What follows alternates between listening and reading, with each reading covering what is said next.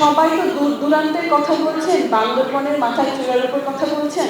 আমরা যখন কাজ করেছি সকালবেলা ওয়াশরুমে যেতাম বাসা থেকে, এবং রাতেবেলা বাসায় গিয়ে ওয়াশরুম ইউজ করতাম।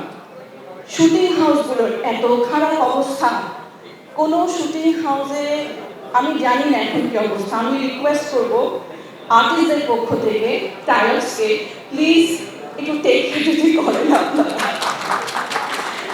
হ্যাঁ, কারণ আমার মনে আছে যে আমি ইউটিউবের কারণে আমাকে হসপিটালাইজড হতে হয়েছিল।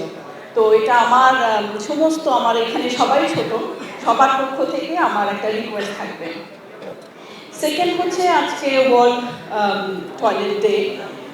আজকে এখানকার প্রতিবাদ্য বিষয়টা খুব ভালো, প্লেস ফর পিস, এরকম। তো আমি যেহেতু শিক্ষকতা করি, বিল্ডিং ডিজাইন হোক, ইন্টেরিয়র হোক, যা কিছুই হোক না কেন, আমরা প্রথমে কনসার্ন যেটা সবাইকে দেই, স্টুডেন্টদেরকে যেটা শেখাতে চাই, সেটা হচ্ছে কিচেন এবং টয়লেটের বিষয়, স্পেশালি টয়লেটের বিষয়। কারণ একটা খুব সুন্দর আমি বেডরুম বানালাম, যেখানে সুইচ টিপলে লাইট জ্বলে, গান হচ্ছে, পর্দা নামছে, কিন্তু সুস্থতা বা হাইজিনের বিষয়টা আসে হচ্ছে গিয়ে টয়লেট এবং কিচেন থেকে।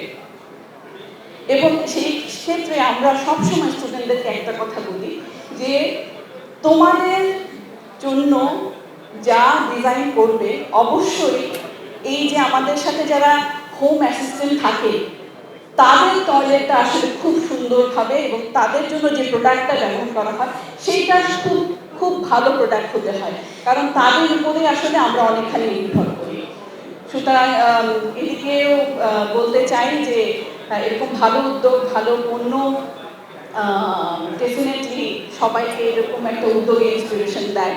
আর শেষে বলতে চাই একজন আর্কিটেক্ট হিসেবে এই যে একটা উদ্যোগ, সুন্দর উদ্যোগ হচ্ছে টয়লেট নির্মাণের ক্ষেত্রে, অ্যাজ অ্যান আর্কিটেক্ট বলতে চাই যদি লেআউটের ক্ষেত্রে বা ডিজাইনের ক্ষেত্রে কোনো সাহায্য আপনাদের প্রয়োজন হয়, আমি এবং আমার ফার্ম, আমার আর্কিটেকচারাল ফার্ম আপনাদের সাথে আছি। সবাই যখন জোয়ারে গা ভাসায়, কেউ কেউ ঘুরে দাঁড়ায়। সময় হারতে শেখালেও কেউ কেউ চ্যালেঞ্জ ছুড়ে দেয়। পক্ষপাতের ভিড়ে আজ থেকে কোনো পক্ষ নয়, খবর হবে নিরপেক্ষ। বানোয়ার তথ্যবাদ, খবর হবে নিখাদ। ভেঙে গুজবের শিখ, খবর হবে নির্ভীক। এলো খবরের কাগজ, নিখাদ, নির্ভীক, নিরপেক্ষ।